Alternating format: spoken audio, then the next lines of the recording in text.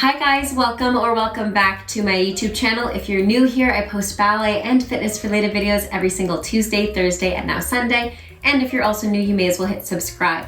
Today's video, I'm going to show you a sequence that I've been using for me as well as my students to help improve middle splits. So first things first, you will need 2 yoga blocks, and optionally, you can use a loop band around your legs for extra resistance as well as some ankle weights. So let's begin with our 2 feet in a double stag, both 90 degrees with both legs.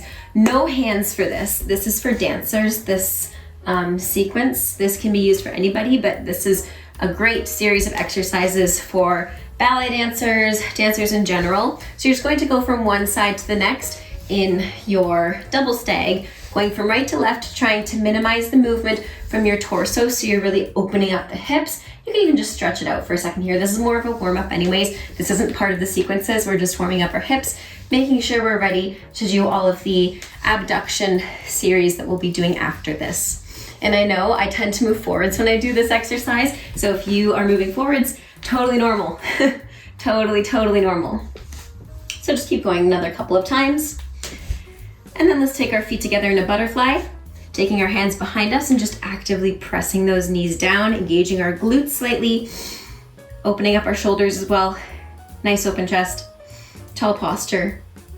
And then let's take our feet about mat distance apart and internally rotate our hips. I don't have a lot of internal rotation, obviously. And then find that external rotation again in that butterfly and actively press the knees down.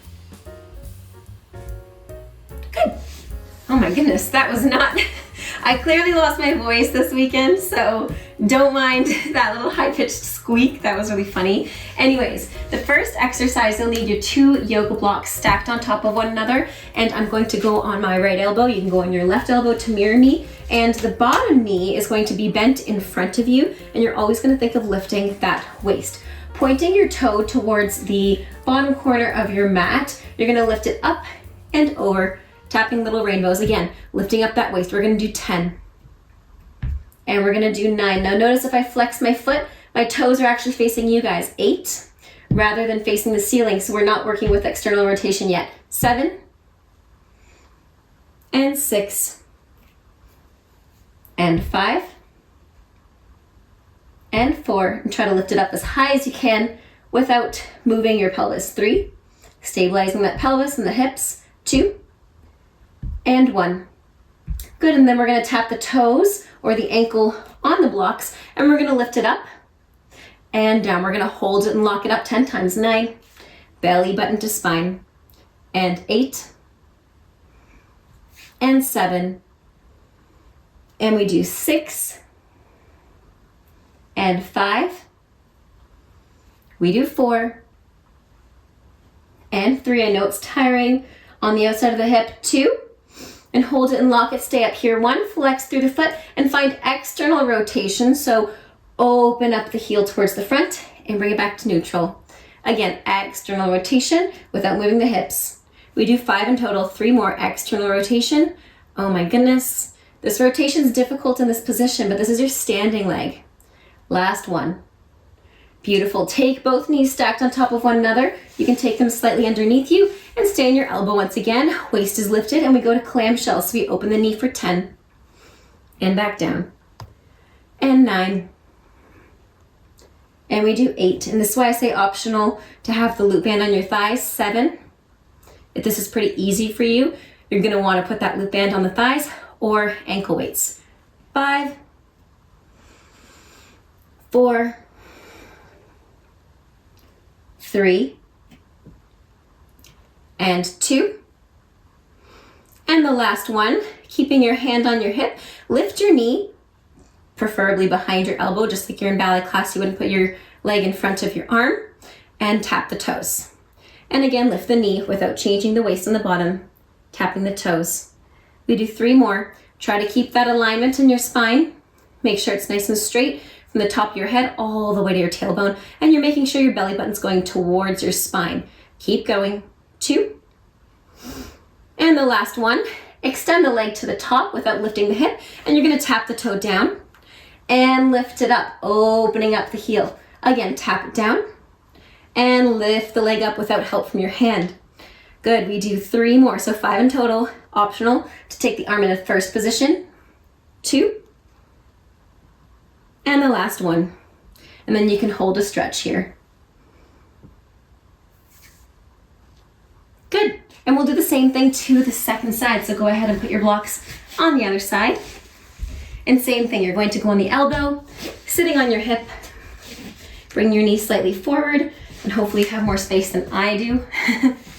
And you're gonna tap up and over the blocks for 10, lifting that side waist. 9, 8, 7, 6, 5. We do 4, 3, 2, and 1. Good, take the ankle back on the blocks and we lift it, hold it for 10, and lower, and 9, and lower. We do 8, and lower, 7, and lower. We do 6. Let's go for 5, belly button to spine. 4, oh my goodness. And 3, and 2. And the last one, finding that external rotation for 5, 4, 3, 2, and 1. Beautiful. Bring both knees together, slightly underneath you a bit more for our clamshells. And we open the knee for 10. Keeping the hips stacked. 9. Shoulders in line with the hips. Nice and square. 8. 7. We do 6. 5. 4. And 3. And 2. And 1. Now we do the same thing, lifting the knee to the side. 5. And 4. Trying not to let the side of the body go down towards the floor, keeping it lifted. 3. And 2. And 1. Extending it, taking the toe down to the front. It's parallel to the front, and then it's externally rotated to the ceiling. 4. Belly button to spine. Almost there. 3. This side's harder for me. Whew. See that shake? 2. And last one. 1. And hold it. And then go ahead and take a quick stretch. Beautiful. Very last exercise to help with your middle splits. We will be on one elbow, one hand. You guys know this one super, super well. And we're going to be taking the blocks towards the side. So I'm going to show you from this view so you can see what I'm doing to the side. You only really need one. You don't need the second. But going on one elbow, one hand, take your toe out to the side. Now we've done this one lots before, but not with the block here. So we're gonna do the same thing that we did on our side. We're gonna go up and over for 5 this time. 4, 3, 2, and 1. Now take the toe on the block and lift it for 5. And lower.